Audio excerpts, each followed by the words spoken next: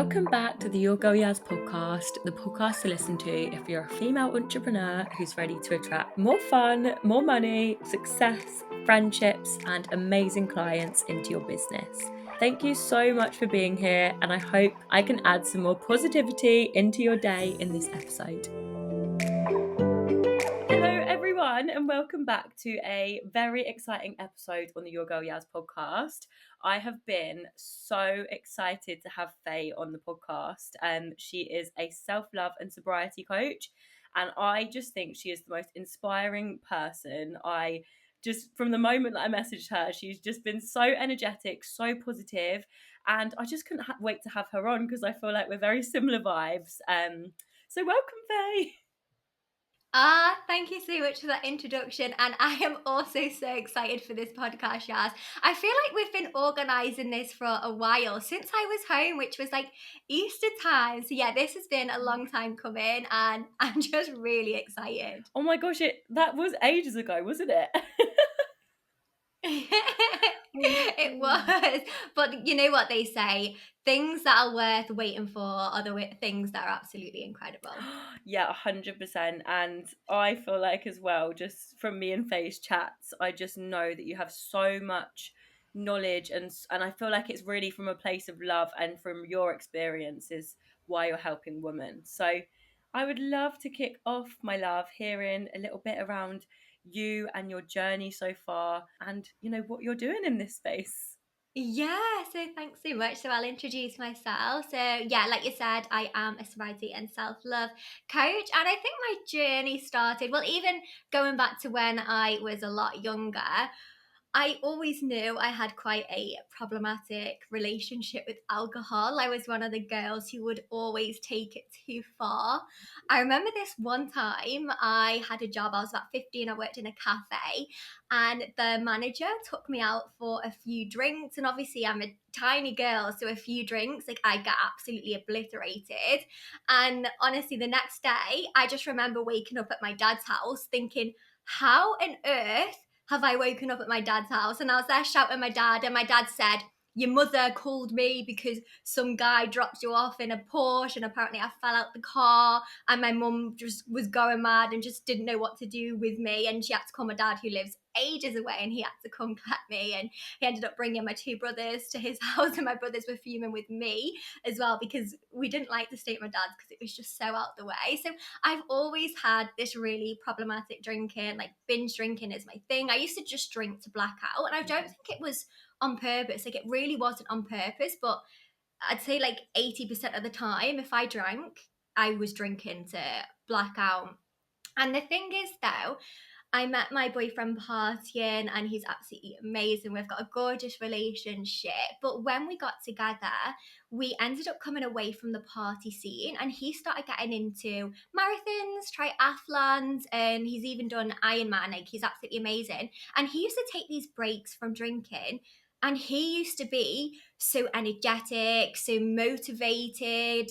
And I used to just look at him thinking, wow, like I want that. But I didn't stop. I'd carry on like drinking. And yeah, it was just the same thing. And then what happened was I got this job in a psychology company. It was an employee assistant program company. And they taught me about positive psychology and neuroscience. And it just like opened this whole new world for me. And whilst I was there, I used to watch all these psychologists drink red wine as well, because I thought like it was their healthiest option. But we can touch on that later.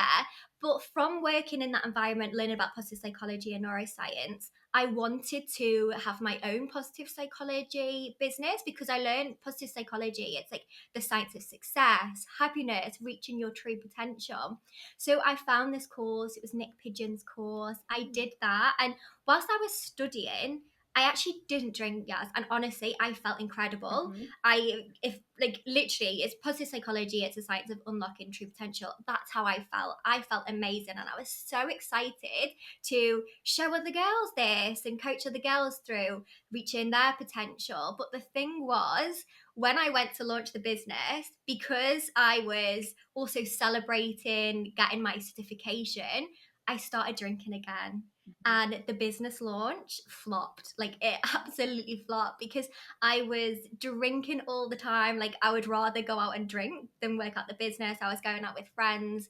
I was hungover. And the thing is, when you're hungover, you don't want to show up in your business. No. You don't want to jump on discovery calls. You don't want to show up on social media. You don't want to do anything. You just want to stay in bed all day. So that business idea flopped, and it did. That really affected my self-esteem. Mm. And that was at home in November 2022. Mm-hmm. And there was another time in that time where I went out with my brothers and we didn't get in till like 6 o'clock in the morning. And my mum, bless her, because it was November and I hardly go home to England that much, she organised a Christmas in November, early Christmas. So she created like a Christmas dinner. She got all the cakes, the orange and champagne. And yeah, we crawled in at like 7 o'clock, at 6 o'clock in the morning, literally. And we couldn't even eat the dinner. We couldn't look at her. And I was just being awful. Like, when I was hungover, I wasn't very nice. And I just ruined that day. I thought I ruined that day. So that stuck with me. I thought I'm really ruining my relationships with my family. But I ended up going back to Australia, back on the drink after thinking like that is going to be it. I'm going to stop. And yeah, I went back to Australia, got back drinking. And then it was January, and I've never done a dry January in my life because I'm a January baby. Mm-hmm. And I thought, right, after my birthday, I'll do 3 weeks of sobriety because I've got my cousin's wedding. And I did that. And wow, I felt amazing. Yeah, I was like, I was meditating every day, I was journaling every day, I was working out, I was walking, I was showing up on my business, I was working on my business, I was creative, I was like making all these amazing decisions. I just felt really, really confident inside. But then I went to Dubai for my cousin's wedding.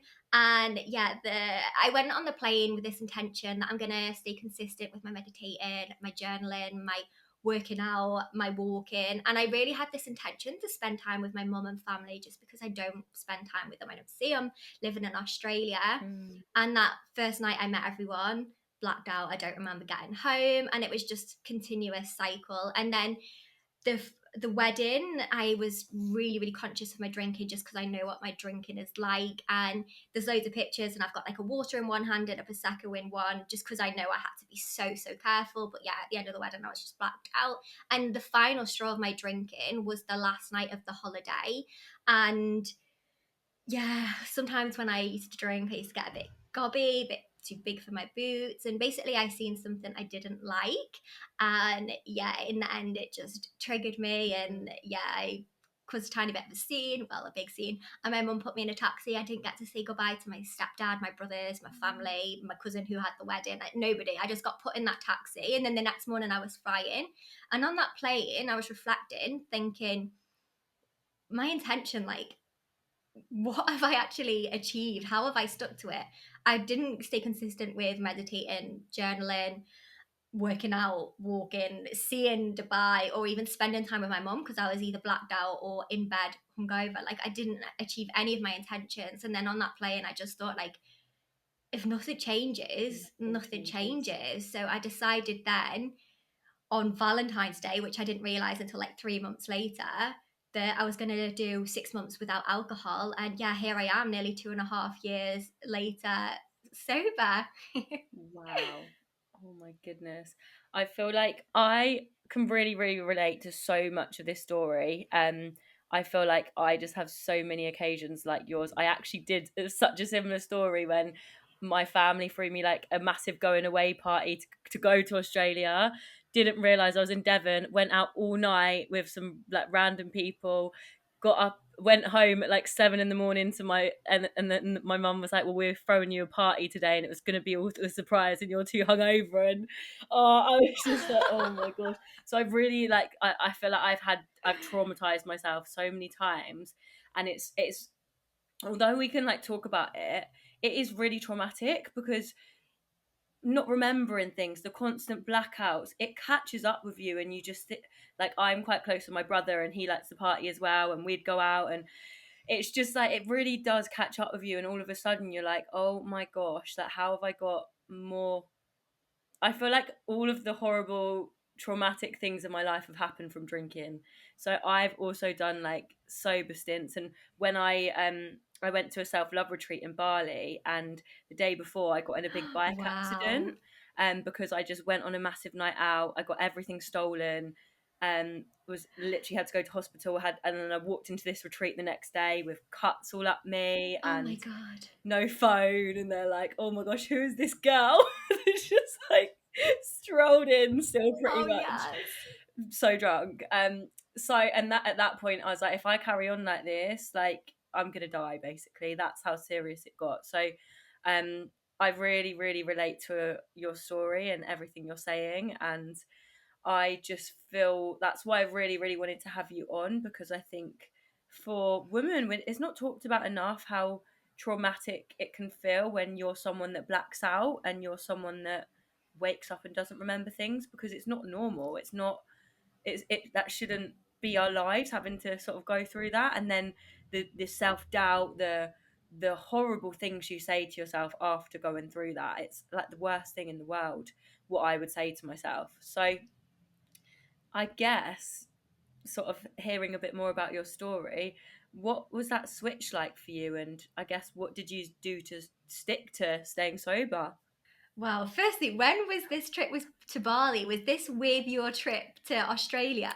So I went Or was this traveling when I was 22, so two nearly 3 years ago now. So I did 3 months around Southeast wow. Asia, and before that, before Bali. I was working in a party hostel in Thailand. My boyfriend just broke up with me because he said if I took the trip in the party hostel, that was done. So we broke up because I took the job. I So can then I was just relate to drowning my relationships like I was just drowning my sorrows, and I that. had this self-love retreat booked. And I knew after the self-love retreat I was moving to Australia.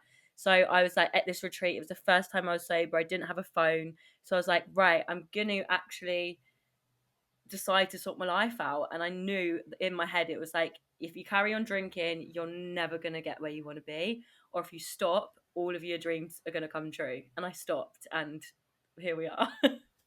So Oh my goodness me, that is absolutely amazing. But it's so true. Like, it's the shame as well that comes the next day. Like, and the thing with women, you were saying before, like, more women, we need to talk about this. And mm, with women, we are more susceptible to blacking out than males as it is. So we do need to talk about it and talk about the anxiety that we get from it. Like, it's horrible waking up the next day having to work out where you've been, who you've been with, and you have to like go on your bank account and look at the bars you've been to, Uber receipts, I just wouldn't. messages you've I sent. used to just avoid it. I was like, I But I'd get the messages like, "Do you remember what you did last night?" I'd be like, "I don't want to know." Like, I generally don't want to know. I can't do it. Yeah, it's awful. yeah, it's it's awful. So sorry, what was your question? It was how did I get sober? How have I Yeah. got So, here? what Is was the that what it was? switch like for you? Because I'm sure so many people, and even like, I think it's so hard to make that decision. I think, like you say, you end up going back and back and back, and it's like such a spiral. So, I'd love to hear what really helped you make that switch. Yeah, so I think the big thing was I just set myself an experiment. It wasn't forever. I never thought I would quit forever. I just set myself a 6 months experiment. And yeah, I just thought, similar to what you just said, like, if I continue to drink, I'm not going to achieve my goals because I'm a high achiever. And like many business women, people who own businesses, they're also high achievers. And the thing with high achievers, like we set so many goals, we set so many to-do lists, but because of that, like we can put ourselves in fight or flight survival mode. And the thing is as well, like because we're so used to being in survival mode, like we don't even realize that we are. So then by Friday, because we've set these like unrealistic to-do lists and projects, we want to drink to wind down, to de-stress. But the thing is then, because we've been so stressed from the week, we wind down and then we can't do anything because we're drinking, and then because the next day we're hungover, we can't even look at the to-do list. And then it's the cycle again where we compensate, and because we've not worked on anything on the weekend, we plan even more things to do that week, and then we end up that stress that we end up drinking. So I think for me, yeah, just letting myself know it was just an experiment and looking at the things that I could achieve. I think that was a huge switch for me. I found a quote and it was like, most people don't change because they focus too much on what they're giving up instead of gaining. And to be honest, I didn't find this quote until like maybe 2 months into my sobriety.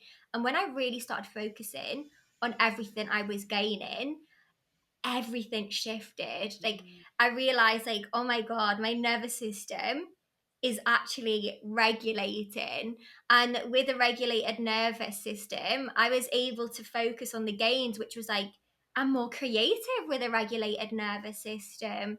I want to be able to have amazing decisions. I want to achieve more. I want to be more optimistic. I want to be more ambitious. Like, you connect so much more with your intuition. Like, you can listen to the whispers, like the inner knowing in your gut, and life just feels so more aligned. And like, when I really focused on all the gains, yeah, everything just changed for me. It just felt like I heard that quote, and just like that, everything shifted. Yeah, because it's so easy to think about what you're going to lose, isn't it? Like, oh, what will friends think, or what about social occasions? But when you do flip it and you're like, what am I going to gain? Like, I saw one of your posts, which was like, I've lost everything. I've lost my keys. I've lost, I've lost phones, bags, everything. And it's like just thinking about actually what you're going to gain. I definitely am like so for that. So I love that, and I just think it's so true. I did actually want to But ask. even if you think about it, Yeah, sorry, what were you going to say, Lee?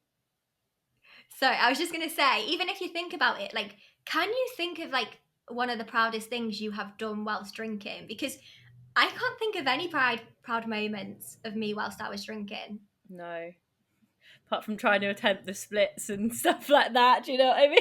It's just like and you're just like, oh gosh, that was interesting. Oh yeah, Oh, the things that you do, honestly, it's crazy. and I really wanted to ask, what you wish people knew around drinking, because even when we were voice noting you started to say some things and I was like, oh my gosh, I've been excited since March, since we've been planning to hear what you want people to know about Yeah, drinking. yeah. So honestly, I did not know this. This information, it's not common knowledge. And the thing is, people think, oh, it's the government telling us not to drink. The government is actually telling us to drink. The government wants us to drink because the government is earning so much money from us from when we're buying alcohol. So when I give this information out, I get so many comments saying, this is all the government scam. And I'm like, it's really not. But some of the things is like, and this really spoke to me, especially when we're talking about like business. But when we're drinking, we can't be our true potential. Like, we cannot be our true potential. Even just one drink will impact our REM sleep. And REM sleep, it's like the most restorative part of your sleep. It's where we process our emotions, process memories. Like, sleep, it's like a free medicine for us. Like, if we're sick, like, sleep is just like a free magic pill. Like, it's absolutely amazing. Also, what alcohol does is it raises cortisol. And why is this so awful in business? Well, if we've got high cortisol whilst running a business, then we can't make decisions, we can't rationalize. Our prefrontal cortex is basically going to be shut down. So if we're maybe coaching somebody, we're on a coaching call like this, and someone says something, you're not going to be able to be quick with your answer. You're not going to be able to get them to really think about what's going on. Like, you need to be on the ball. So another thing as well, whilst we've got this high cortisol, like, we can't trust our intuition. Like, we're not aligned. We haven't got that space. Another thing as well, like what cortisol does, like we spoke about this, but it highly dysregulates the nervous system. And I always say this, but we can't manifest when we have a dysregulated nervous system.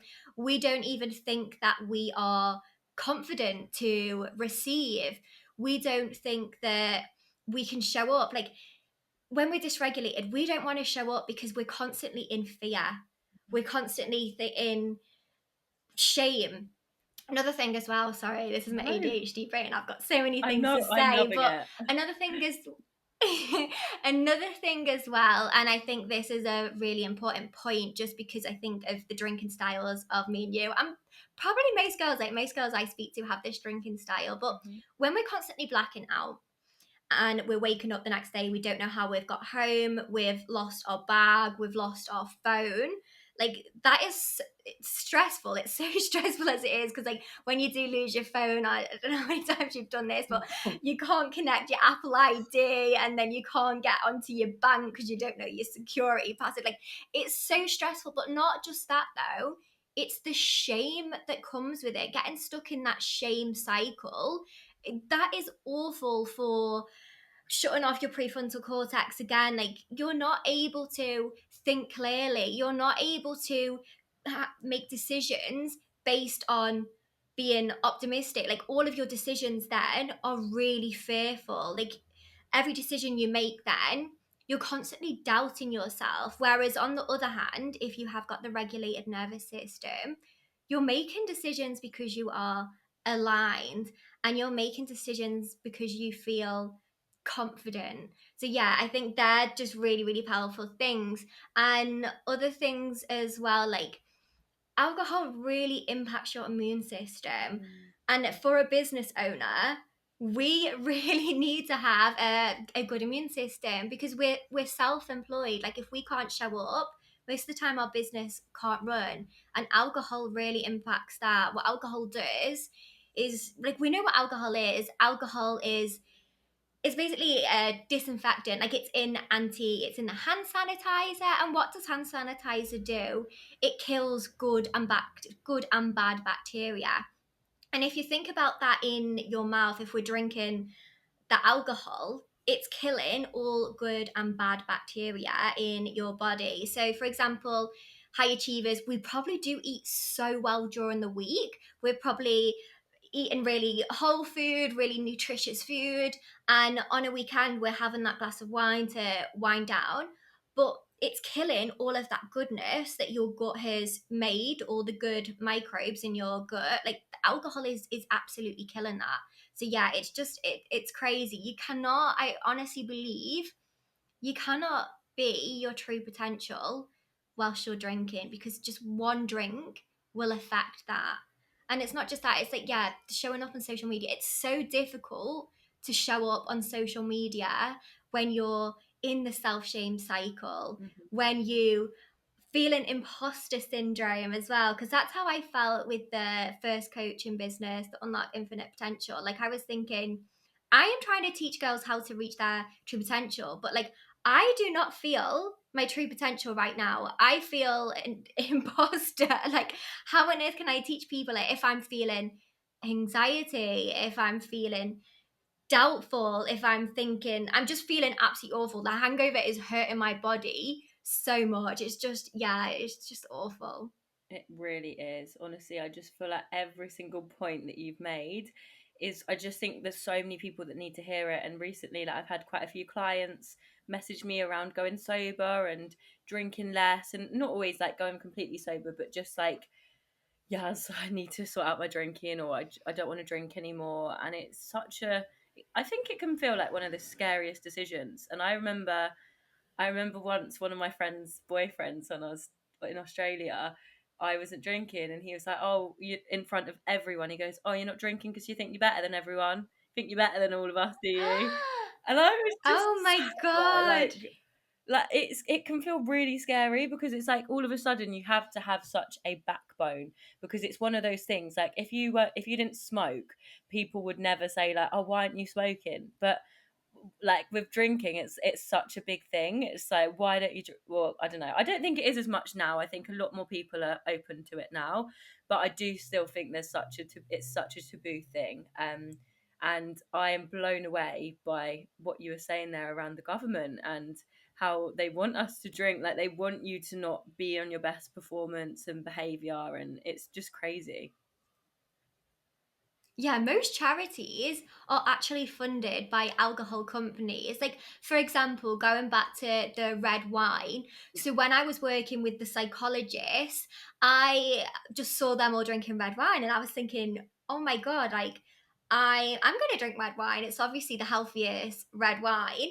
And there's all these articles all over social media that says, like, red wine is good for the heart, red wine releases ox- um, what's it called? Oxytocin. Oxytocins. No, what's that word? Yeah. No, not Oh, oxytocin. And well, there's stuff out of blueberries. What's that? I can't antioxidants. remember. I can't think of the word. Yes, that's it. That's it. Sorry, that's my dyslexia as well. But it says that yeah, you can get that from red wine. But all of these articles are created and funded by the alcohol companies. The alcohol companies have created these and are sharing these so we drink more. Like, it's not scientifically correct. There are so many, there's the health organizations who have done all these studies, and they show no amount of alcohol is safe. But the thing is, like, and there's another thing as well, like with psychology, the more we see something, the more we believe it. So if we keep seeing all of these articles about red wine being healthy, like, we're going to believe it. And another thing as well, going back to red wine, I used to have a Facebook group, and I used to go live in it, where at the start of my positive psychology coaching journey. And like, the thing was, like, I was smashing it at the start of my positive psychology journey because I wasn't drinking. I had so much confidence. I had my back. Like, when you're not drinking, you're not breaking the promises that you would when you're drinking. So, like, I honestly trusted myself. I was just so proud of who I was. But I get on these lives at the end of my, when I certified, I would get on these lives and I would turn up with a glass of wine and I would drink doing the lives for confidence. And the thing is, alcohol, it doesn't give you confidence. Yes, maybe people, we drink for Dutch courage, but really, it's not real confidence, Mm. because the thing is, the next time you do it without alcohol, you're not confident. You actually feel less confident because you've not got that crutch to rely on. So yeah, it's just, it's crazy. True confidence happens when you keep practicing. It's like, it's a skill. The more you do something, the more confident you get.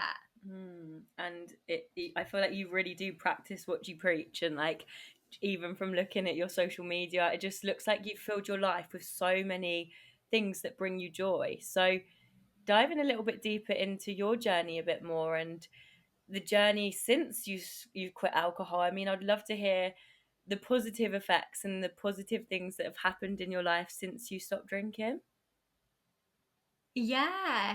So something that really, really helped with my sobriety journey as well was I found someone that I really related to. It's a woman called Sarah Rushpatch. And honestly, my whole apartment knows who she is because I'm just that obsessed with her. Like, my mum knows who she is. My best friends know who she is. My boyfriend, my brothers, everyone knows who she is because I'm just so obsessed. And the reason I related to her so much is because she is a UK girl. Mm-hmm. She lives in Australia now. She's a mom. She's got 2 kids. But I just related to her so much because she was also a party girl. Mm-hmm. And in the sobriety world, there are some people who find sobriety really easy. Yeah. And at the start, I didn't find sobriety easy. I thought it was really, really hard. Like, I thought it was terrifying. I was so scared of, how was I going to socialize? How was I going to make friends? How was I going to go to networking events? Like, how was I going to live? And I went sober in February, which is Australians' summer. So it was just absolutely terrifying. But I found Sarah, and basically what her message is basically, with sobriety, the goal isn't to get sober. The goal is to love yourself that much that you don't have the desire to drink. And that really hit home. I just thought, wow. And it just made me think, like, sobriety can actually be a really special time to go all in on your self love. Like, Mm-hmm. my self love was non existent, to be honest. Like, there was no self love whilst I was drinking. Like, how can anyone build self love when you are constantly letting people down, arguing with your boyfriend, waking up the next morning and thinking, oh my God, did I say something? Did we argue? How did we get home? Where's my phone? Oh my God, I've lost another bag. I've said this. I've spent all of my money Mhm. at the bar. Like when you're constantly skint, like that is just awful for your self-esteem. So yeah, I just had no self-love whatsoever. And I just thought, yeah, like this is a special time. This is a really good opportunity for me now to go all in on my self-love. And just watching Sarah, watching what she did, like she was going to all of these like wellness events. She was doing like breath work, she was doing ice baths, saunas, women's events, run clubs, like doing all of this. And I thought, oh my god, sobriety actually looks really fun. Like Yeah. sobriety is going to be okay. But I didn't see this at the start. I didn't see this at the start. It was maybe like 2 months, 3 months into my sobriety. But when I decided that actually sobriety is going to be fun, it's going to be so special, I'm just going to have this as an opportunity to go all in on my self love. Like, yeah, it just all changed. And that's what my sobriety has been all about, is just pouring self-love back into me. And Mm. the thing was, it was so difficult because like what you were saying at the start, like when you drink the next day, like I was so horrible to myself. Like I would look in the mirror and just be like, oh my god, look at this state of you. Like what have you got going for you? Like you're an absolute mess of makeup all down my face. Yeah, like I said, like spent all my money, have no money in my bank, just no self-esteem whatsoever, and just living in that shame cycle. Like, and the thing is, I also read a book. I've got the book here actually, and it's called the Self Love Workbook, and it's Ooh. by Megan Logan. And honestly, this was a game changer. I got that in the start of my sobriety, and basically, what Megan Logan said was, you can't build self love when you're constantly in shame, regret, and guilt. Like you Mhm. can't build self-love. And I was thinking, oh my god, that's really really hitting home, because whilst drinking, like I am constantly in regret of the things I've done. I'm Mm. constantly in shame and guilt. Like no wonder I'm not able to build on self-love. So when I did remove the alcohol, it like opened up this space, like this mental space. Not only that, but like time and money. Oh my god, you save so much money. Yeah. But with that space with that space, I was able to start rewiring my pathways and start speaking to myself more kindly. Like it was a process. It didn't happen overnight. Like I Mhm. wish it Yeah. happened overnight. It didn't. It was a long process. But I was able to be aware of what I was saying to myself, and I was able to reframe the words so that I was a lot kinder to myself. And like, even if I look back now, like now the things that I say to myself, like I have such a gorgeous relationship with myself. Like it's just, I can't believe it's me. But I will go to the mirror and I will say to myself, God, I am so proud of you. Like I do lots of mirror work now from reading Louise Hay's book.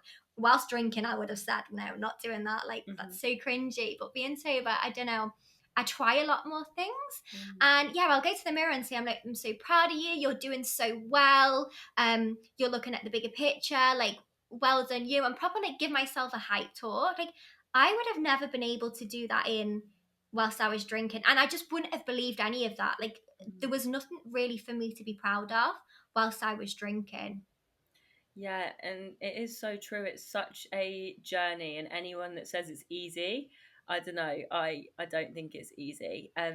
I feel like as well, when you are someone that's quite like, I love to socialize. I love going out with my friends, and I think when on my first sober stint, at first I thought, and I think sometimes you have to maybe go cold turkey and everything. I sort of stopped going out. I stopped doing everything, and then I realized, wait, I love going out. I love having a party. So it's always been a bit of a hard one because it's like I love to be out. I love a rave. I love dancing. So I really, really would love. I did have another question, but I just wanted to share that. Like it's really not easy, is it? Like it does take a lot to decide, and it takes time and time again, doesn't it? Of Oh you my saying god. I'm stopping, and then it's like a cycle, isn't it? Yeah, yeah, and the thing is, I've got a client at the minute, Mm. and bless her, she was going through a really, really awful time at the minute, and she did have a drink, and she was like, "I failed, Faye. Like, am I kicked off?" And I was like, "No." And let me just tell you, you've not failed at all. Like, failure does not exist. It's just feedback. And the thing Mhm. is, now you're going into sobriety again. You're going in with so much more experience, so much more knowledge, so much more tools, that it is going to get a lot easier. So yeah, I definitely think, yeah, it can take a couple of times. Like honestly, I thought that November 2022, that was it. I was going to stop drinking, but because I didn't have the tools, I didn't have the tools. As soon as I seen the sun, I was like, CBH, and yeah, that was it. It was game over. But just going back to socializing as well, Mm. I just want to say, like, everyone's sobriety journey is different. I think for me, at the start of my sobriety, I did have to take a bit of a back seat, Yeah. just because when I used to go out, like, if I was walking past the bar, I would want to have a Aperol spritz or a prosecco. Like, I drank quite a lot. Like, I didn't drink every day. I wouldn't say I was. I wouldn't say I had a alcohol dependency. I'd say I really had a problematic relationship with drinking. I was a binge drinker. Like, when I started, I could not start. There was just no stopping me. But yeah, I love to, if I was going for a meal, have a drink. Like, any opportunity, Yeah. I would love to have a drink. So for me, at the start of my sobriety, I did have like a month where I didn't go out, but then I went to like a boat party and I was drinking like alcohol-free drinks, which are just a godsend. But I've had so many people come into Sober Glow Up and share their stories. Like, I've got a really good friend, Holly, who has been such an inspiration to me in my sobriety. I think she's got like 2 years of 2 years more sobriety than me. So I've just been watching her blossom in her sobriety, and she was completely different. She would go out straight away when she decided to pack in alcohol. She's going out to parties, raves, like you said, Yeah. bottomless brunches.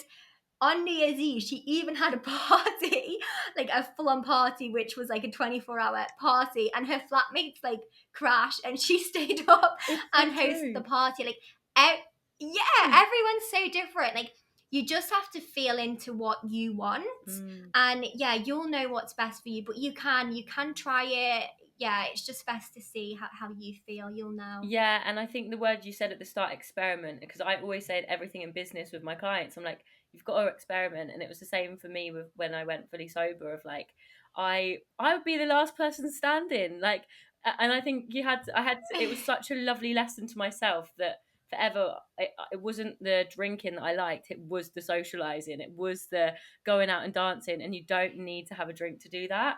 And it was actually my brother's girlfriend, like we were all in Perth recently, and we were just like having a diet coke while everyone else was drinking, and she was like, Yaz, you taught me that when you went sober, like I don't have to drink with everyone else, like you can just have a diet coke and you're still there and you're still present. So it's like you have to look at, what's best for you, and it is experimenting, because of course you're going to get people that ask, and you're going to get people that, but I think a lot of the time people are more interested now. And every time when I was fully sober, everyone's like, oh, that's actually really cool, like I would love to do that. um so I want to carry on, but I did want to go back to a little bit around, if sort of why certain people would have that tendency to black out more, or if it's just like us. Is it like is there something, not something wrong, but is there something that's different that makes us, like some people black out more than others? So women are more susceptible Hmm. because it's basically to do with our muscle mass. And if you have a lot less muscle mass, you are more likely to black out. There's actually no studies that actually completely clarify why someone would black out more than others. And the thing as well is, like, some people do get more drunk than others. Like, we don't actually know why that happens, but there are so many things that could come into count, like what you've eaten that day, Hmm. how much you have slept. Our cycle comes into it as well, how much water we've drank, like the stress that we're going through. Like, there are so many parts to why you would drink more. There's even studies, and like, this is like a distribute that's still going on. Some people say that genetics Hmm. cause people to black out, and then other people say like it's not genetic. Some people say that it is trauma. So yeah, at the minute there's not like one size fits all answer.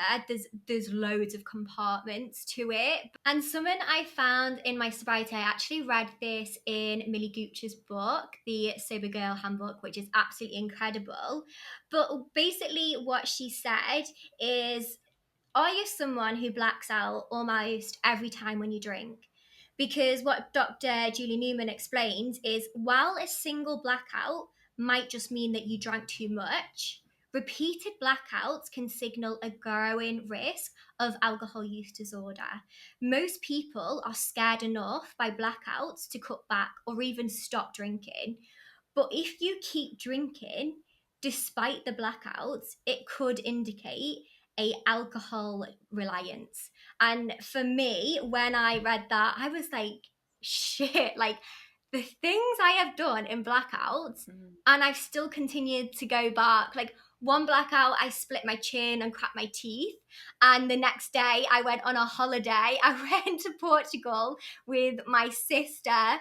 I have, yeah, lost phones, bags in Australia. My first Christmas in Australia, I lost my bag. So I lost English passport, my English driving license, my keys, English bank cards, Australian bank cards. My makeup bag was in there. I lost everything. Another time in England when I was working, oh my god, this is funny. Another thing is, my manager, I used to work in marketing, and my manager said, "Can you go to this network event?" And I was like, "Yeah, but can I ask my friend Holly?" This is the sober girl as well, my sober friend. I was like, "Can I ask Holly to come?" And she was like, "Yeah, of course." And me and Holly went to this network event, and like, I was trying to be careful with my drinking, but then like the next day we woke up in some gaff in Liverpool. My car was still at the event. It was like 8:30 and I was supposed to be at work at 9, and I was like, right, I'm ordering a taxi so I can drive to work. And then the taxi man came and he was like, "Love, I am not driving you to your car. I'm sorry, I am not driving you. You stink." And then we had to go to Holly's house. Holly, I think she already had planned leave, but I went to Holly's house. I had to get dressed and wear her clothes and go to work.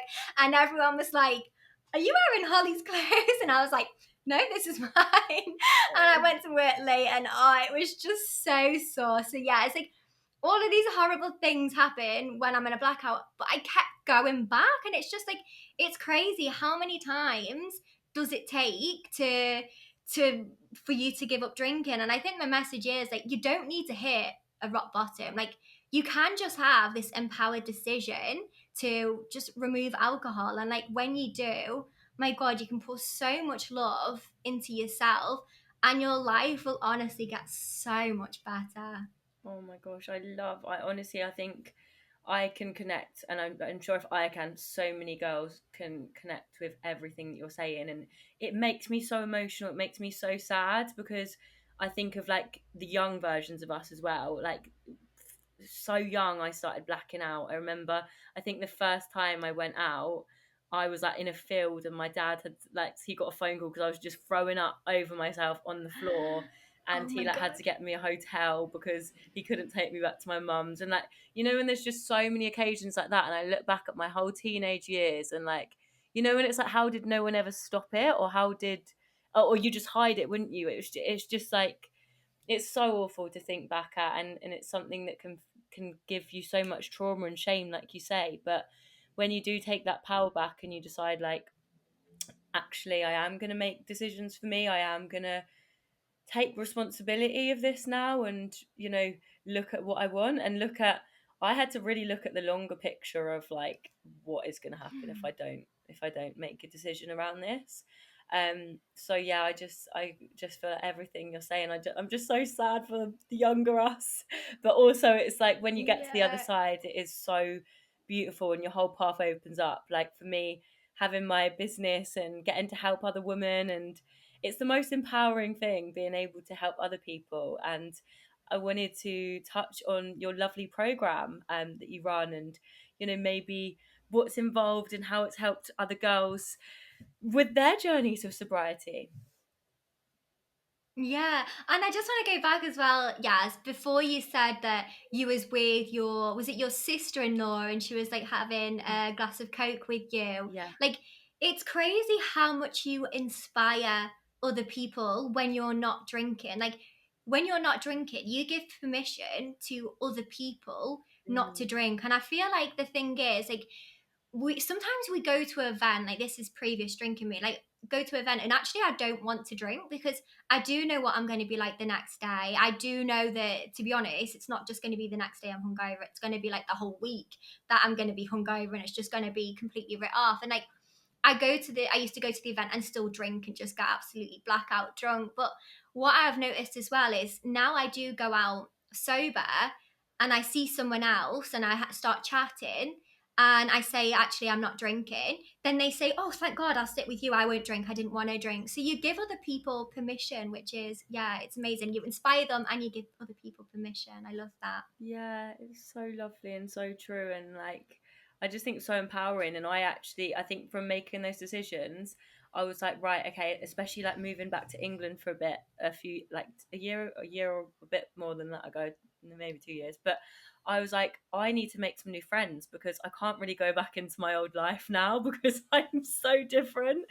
And from doing that, I made all like girls like me. I've got so many friends now that run businesses that instead of going out, they're like, right, should we go for matcha and work together, or should we like go do a run club? We go to this rave run club in London on Friday night, and like just Oh, there's so many lovely things and friendships that have come from it where you're building real connections because it's not based around partying all the time. It's based around like we're actually all building amazing things and getting creative, and I don't know, it's just such a special thing. So I really really love that. yeah, I love that so much. And it's like when you do start your sobriety journey, it does feel like you do lose friends. Mm. And to be honest, I did. I did lose friends and I was heartbroken, but it gives space to then create new friendships. And like you said, you do other things like run clubs, or like I go to a book club. And these things, some of the girls aren't even sober, but the thing is though, we all share the same values. We're all on the same purpose path. So yeah, the friendships just feel so aligned. They are, aren't they? Like when you meet like your people, like your proper friends and just connections, and you go to these different things because you've got the time and the space. Like I love that you go to a book club and run club, and Sydney. I love Sydney. It's so sociable. There's so many lovely things, isn't there? It is. It's stunning. It's busy though. You really do have to concentrate on regulating your nervous system. Yeah. But yeah, it is amazing. It is amazing. Thank you. Oh, you're welcome, babes. And I would love to hear about the course and the women that you help because it just seems so beautiful what you've created. Yeah, so I created Sober Glow Up in 100 days. And I always get asked, like, why not 30 days? How come you've not got a 30-day program? Because I think 30 days would be better for me.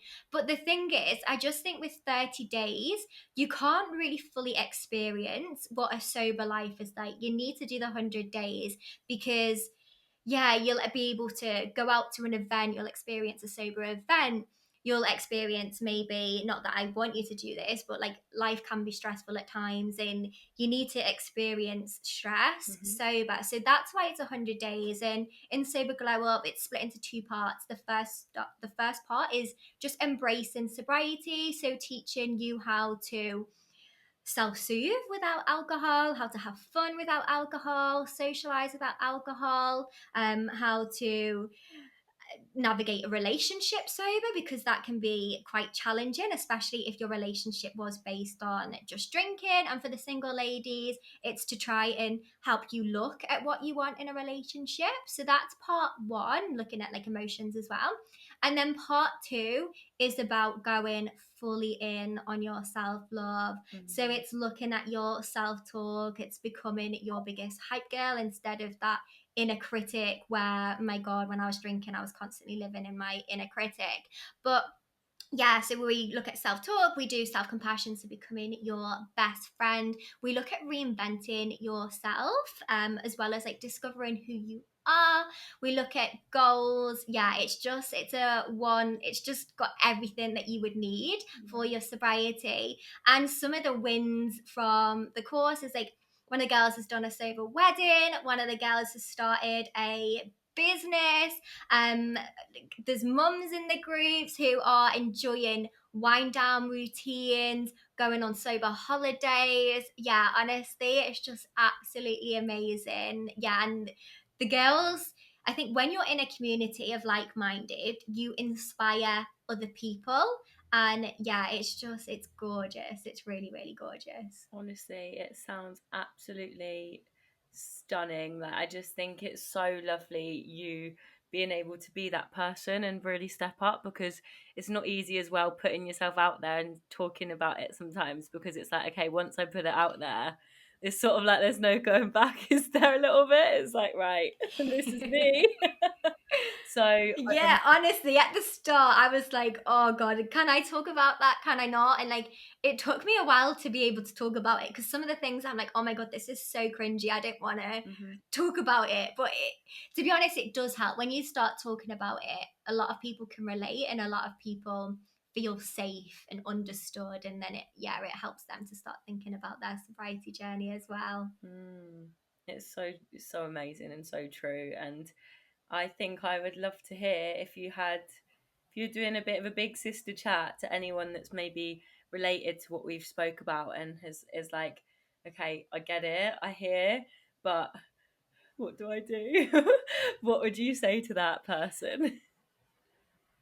What I would say is just why don't you have 100-day experiment of removing alcohol and combining sobriety and self-love and just pouring so much self-love into yourself. Like have this as like a sacred special time where you start taking care of yourself like you would a best friend, where you start being your hype girl, start doing the fun things that you have always wanted to do, but you've not been able to do because you've always been so hungover, and just put yourself first. And I just think that would just be such an incredible start, and it could just be, yeah, the start of a brand new life. Oh, I love that so much. It's such lovely advice, and I think sometimes we just need someone that's a little bit further ahead, that it's not like, oh my gosh, out of reach, like you said when you're talking about inspiration. And I think it's so good to have people like you here that is like, look, I'm not like a million miles away. I've been in your shoes. I get what it's like. I'm not just preaching because I am, like, I really get it. Because it's really hard. And for anyone listening and you feel like you can relate, I would love you to follow Faye, and I would love you to start her course or look into it and see if that feels aligned, because I just think some of the best things that I've done in sober stints, and probably will be again soon, because I'm like, right, I feel like I've done so many and I just know, like, I always get, I'm like, okay, is invest in people who are sort of where you want to be or learn. And I just think sometimes the best thing you can do is educate yourself, because a lot of people, we don't make decisions because we don't really understand, or we just keep going in the spiral. And like you said, if nothing changes, nothing changes. So I just want to say thank you so much, and just everything you've shared has been so powerful. And I think, like I said at the start, it's just your energy. You're just like, you know, just so kind, and like doing this from such a place of love for other people. So I just love you. Oh, thanks, Jazz. Honestly, I have loved this conversation. I could chat all morning, but I know it's getting late for you. But yeah, I've just, yeah, really, really enjoyed this chat. Thanks so much for making me feel so welcome. Oh, you're so welcome. And for anyone wondering, so Faye's in Sydney, and it was 6 a.m. for her recording this. I'm in London and it's 10 p.m. now. But we've just had the best time. I'm not even tired. I'm gonna go away and have a cup of tea and like a nice little reflect on this episode, because it's just been so special. And I just want to thank you so much again. I know I have already, but thank you so much for coming on, my love. I really, really appreciate it. Thank you, and have a gorgeous night's sleep. Oh, thank you. And thank you so much for everyone listening. If you want to get in contact with Faye, all of her details will be in the show notes, and definitely reach out to her if you take any inspiration, or you know, you want to just share something with her, and I'm sure she will be there with open arms. Thank you so much for listening to this week's episode on the Your Girl Yaz podcast. We'll be back next Wednesday at 7 a.m. UK time, so I look forward to seeing you back here. I also have a free higher self meditation course for you to learn to meditate, to relax, to switch off, that's available for you to access now in the show notes. And also, don't forget to follow the podcast wherever you're listening, rate, leave us a review. I appreciate it way more than you could ever know. Thank you so much again for listening. If you've got any feedback of the podcast, my Instagram at Yasmin Lily Hilston is also linked in the show notes, and I really appreciate it.